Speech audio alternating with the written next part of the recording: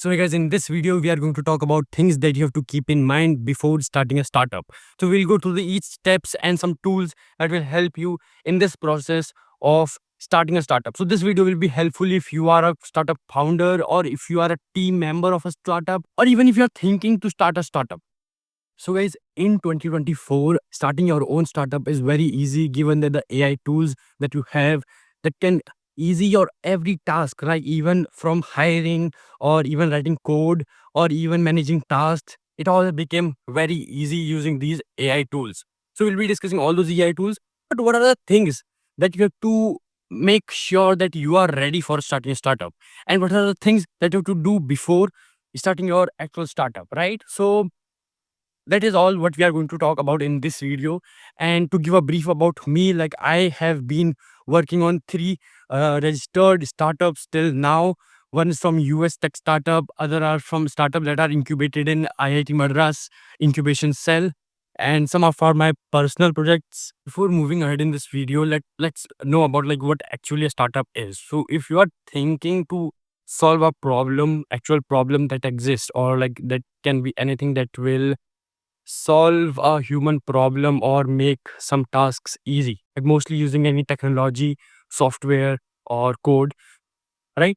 So it is said to be a startup, right? Actually, who should start a startup, right? Who is actually capable and who is eligible to start a startup?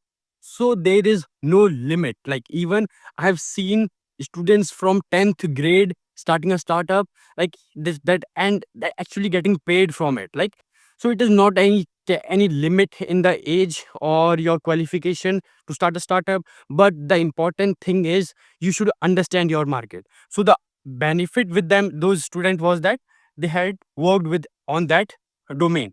So that was the plus point with them, right? So you should be able to understand your domain in which you are building your startup very well. There is a problem that you have to identify, solve, and build solution for it, build a product for it, and it takes a long time, right? At least 6 months you have to wait to test your product whether it is actually helpful or not, right?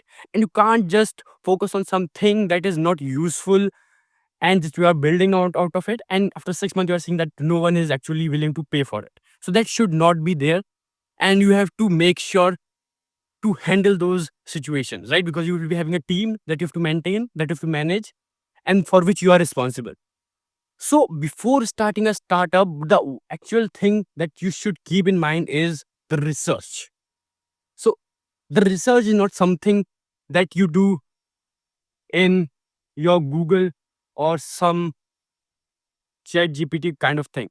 So basically, what I mean by research is a core research and building a solution out of it, building some novel approaches to figure out the problem statement.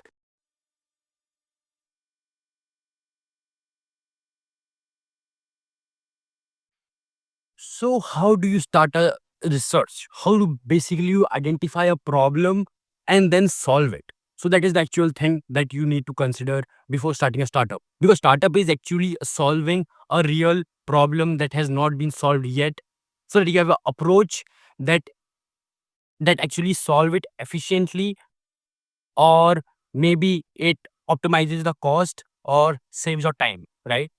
So the best way is to do some research. So that's why market research is to be done by startup founders at the very first point, right? In that they conduct experiments, talk to people whether the product they are proposing is actually helpful for them or not.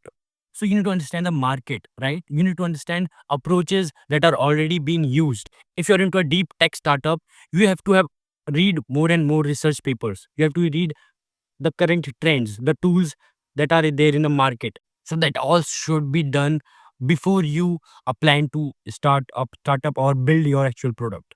So now the question is, what are the most useful tools to conduct your research so that you can identify what is the best solution for that problem?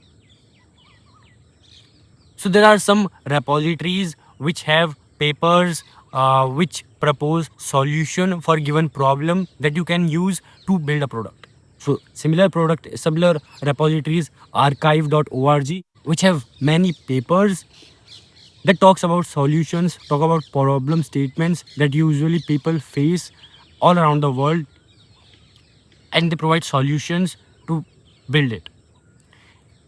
And to do more depth research, there are some AI tools like AI to scholars. Basically, you define just the problem statement that you are trying to solve, and you can see who have tried to solve it, till which extent they have solved it, what are the problems they faced while solving it, because this is actually very important. The problem in that specific area, you will only be able to know that when you work on it, but it is very helpful if you are able to know the problem beforehand.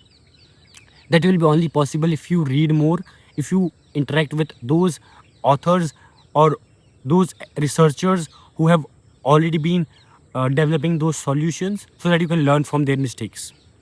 The third is connected papers. So basically, it will help you to identify more other papers similar to that relevant field, right? So that you can know and read more about that specific solution. The other is Notebook LM, where you can bring all your papers and feed it to it and do a chat and identify whether is there a scope of building a solution from it, so that actual people will use it, and how can you approach that problem and what resources you will require to build it. Do you have those resources? Do you have the team? Do you have the capable teams to provide the solution for it? Okay, let's unpack this. We're doing a deep dive today into a really fascinating area of tech. It's all about tackling information overload. So that can be very helpful for you. The other is Google Scholar that you can use. And there are many other tools that you can use. I will provide a link for it, or I will display on the this blank area. I hope you found this video helpful. If you want to know more, or if you want to go into depth, or if you want to talk about more into this topic, share your thoughts in the comments down below, and share this video with your friends and like this video. Thanks. Bye.